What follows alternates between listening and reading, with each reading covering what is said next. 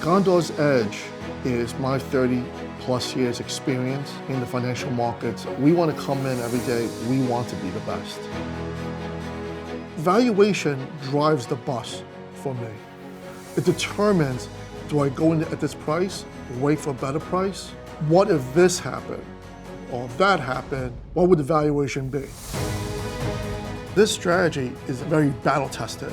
It's gone through 9/11, dot-com bubble burst, financial crisis. The strategy takes a lot of the emotions out. Investing is human related. You do the small things right, then you do the big things right. But you have to have the discipline to always do it. We're going to talk about today how my experience in the last 30 years being in the investment management industry got me to the role I'm here today as the CIO of Gondor Partners. We're going to talk about the mistakes I made, what I learned from it. We're also going to talk about the important skills that will help you become a better fund manager and how you're going to stand out. I am Vincent L. This is Alt Street.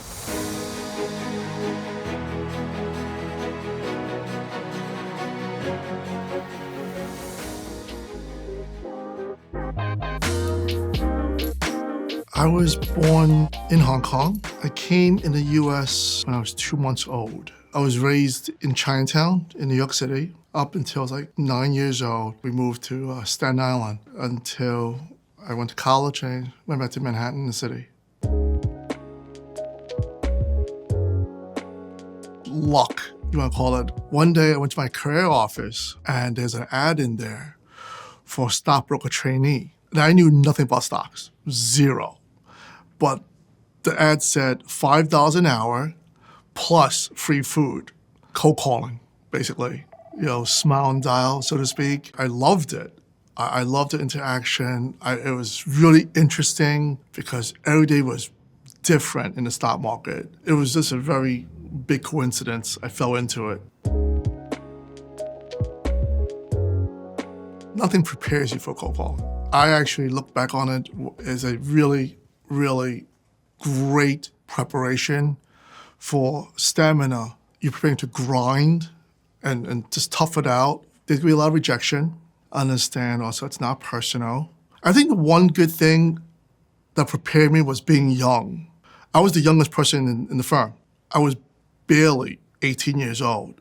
I got licensed when I was 19 years old. I could sell securities, but I couldn't actually legally buy beer. But being young, you're not afraid of it. You're not afraid of like the rejection. You're not afraid of the work. Plus, I had the good blessing that I loved it. If you tell people what you do for a living at the time, they wouldn't even believe you. $60 an hour, come on. But that's what we did. My grades were not that great in college because I really love what I did for a living. You know, I was 18 years old, Wall Street in the 80s, and all you see is people making a ton of money. You go to college to get a job to make money. And so far in my time in college, they didn't provide me any direction as to what I wanted to do. And here I found something I really love to do. So I focused in on that all the way. I didn't go to class. Instead, I went to work instead. The negative is that I didn't have like a normal collegiate career. But the other side of the coin is a positive. I was doing financially very well, whereas my friends were going to career fairs. I had a career already. That part of it put me on a different path, but more secure in a certain way financially. Also, more importantly, is that the maturity level that I gained when you're like 18 years old, 19 years old, everyone around you is 24, 25. They graduate college already. They're working mid-30s, 40s. You see a lot. You experience a lot. Life lessons that you learn from that was really a good thing for me to help me understand myself, what I wanted, and how I wanted to approach this career. Those early years were just really eye-opening as to, quote-unquote, Wall Street. I came to understand that as a broker, financial advisor, you're pushing a product. And I really hated that. I hate that because I really like my clients. And I wanted to do good for them. And I dislike the pressures from sales managers, branch managers being told this is the list of stocks, products that you have to push, you have to sell today. And it just bothered me. But what really made it painful was that inevitably, a majority of the time, when those products failed, went down, it was me making the phone call, telling the clients, hi, I'm sorry, you lost money. It's like getting cut by paper, by knives. It's okay if you don't care. If you are emotionally not attached to your job, and the outcome, you could say, que sera, sera. You could say, c'est la vie. Then no, it's not going to bother you. But if you actually have a personal pride, you care about your job, then it does truly. It's hard. That was really the most upsetting part of my early careers on the street. The lessons I learned were, first and foremost, hire the character. Hire the person's morals. Don't hire talent, because talent will never be more important than character. Hire people as who you think they will be, not who they were. The fact of life is that everybody has made mistakes. It's just how life is. So you want to hire the person not who they were, but who they're going to be. The last lesson I learned was, if you believe that you made a good hiring decision, let them do what they're going to do. Hovering over them, stalking them is going to make their jobs better, right? You hire them for a reason, let them flourish. Let them make the mistakes. Let them surprise you, because that's how you build a relationship of trust. Every relationship, either with your children, your spouse, it's strengthened from mistakes. If everyone was having a good time in a marriage, who would get divorced? You believe in the same thing. You believe you're going in the same direction. More times than not, it'll work out. The three things that separate of Gondor from other funds, I think the first thing is experience. I'm the CIO. When you've been doing this for over 30 years, I've gone through multiple events, cycles, everything from long-term capital management, 9/11, the financial crisis, Monica Lewinsky, the Barings Bank going out of business, Asian contagion, Russian ruble crisis, .com, Alan Greenspan. It's funny, like recently the Nikkei went back to 40,000. I was able to hit 40,000 the first time. It's a whole circle for me. That experience, you can't duplicate it. You could do a white paper on it, you could do models, but investing is so human. The experience of making mistakes, recognizing those same scenario and understanding, wait a second here, last time I got burned, I'm not gonna do that again.